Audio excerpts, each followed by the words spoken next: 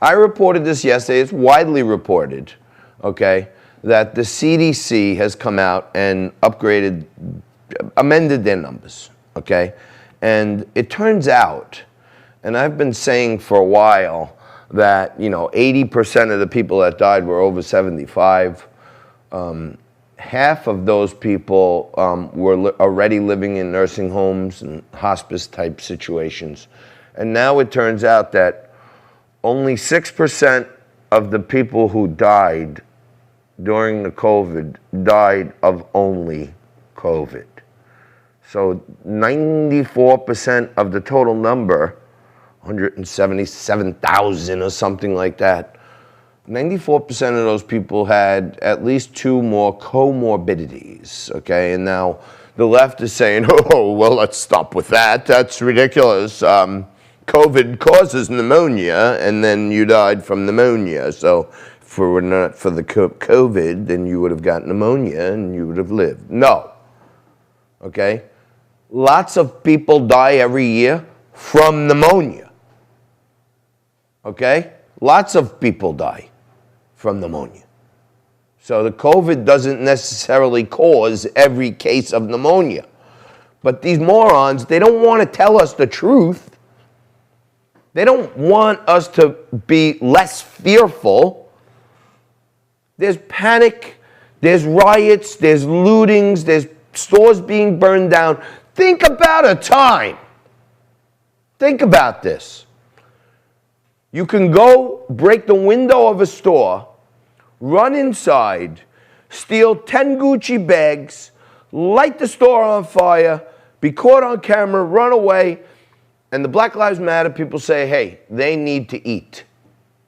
Okay? And I have posited this question many times because she did say it. Get a Gucci bag because you need to eat.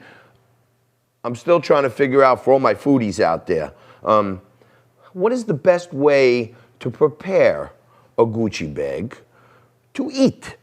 You know what I mean? Do you flambe it? Do you saute it?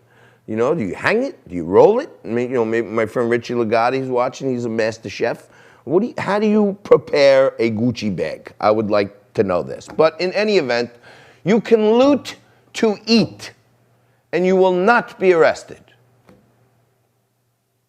Your family needs to eat, so you go open your store because you're willing to face the wrath of the government infrastructure because humans have a fight or flight instinct, so you are going to go fight for your family and make whatever you can until the government closes you down. So you go to work to feed your family, to eat, and you're getting arrested by a government that says it's okay to loot and steal and vandalize to eat, but you cannot open your store for your family to eat.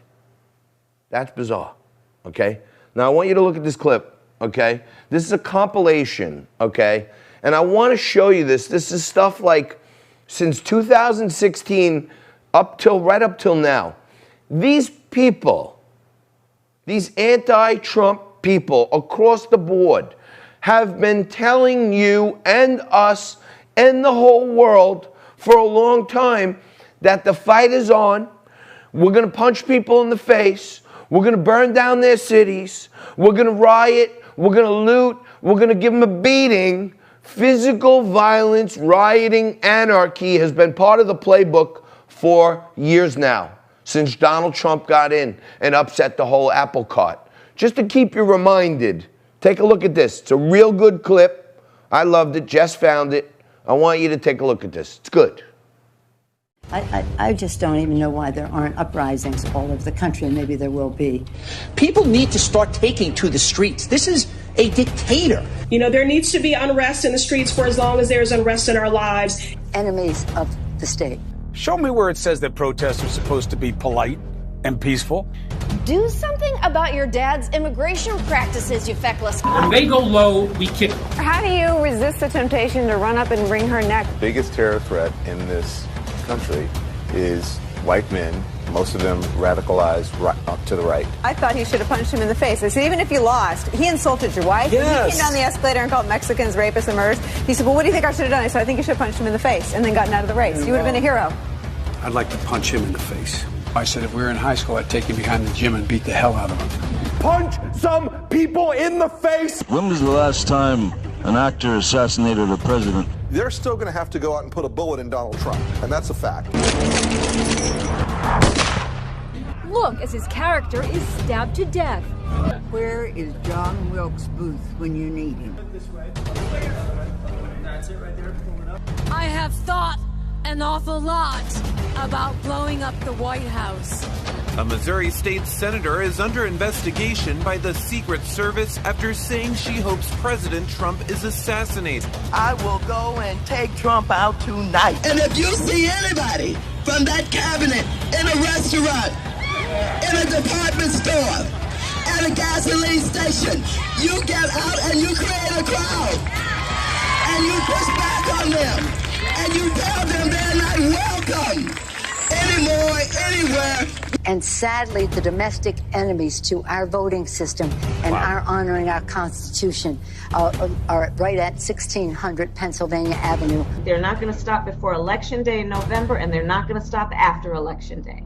And that should be, everyone should take note of that on both levels, that this isn't, they're not going to let up, and they should not. If you think we're rallying now, you ain't seen nothing yet.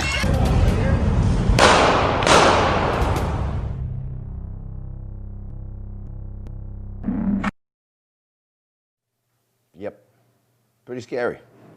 And to me, one of the most poignant parts was Kamala Harris, Democratic vice presidential candidate, the vessel herself. She's the vessel. She's carrying all the poisons and toxins of the Obamaites and the Clinton cartel. She's the vessel, okay? And the vessel looked in the camera and said it very clear, hey, they're going to keep protesting. They're going to keep rioting. No matter what happens on November 3rd, they're going to continue rioting, okay? So both sides got to realize that, she said. Both sides got to realize that. Because she knows that even if it's settled fair and square and Donald Trump wins, the progressive left anarchists will not let up. And at some point, you know, Trump will do what he has to do in the second term. There's nothing they can do to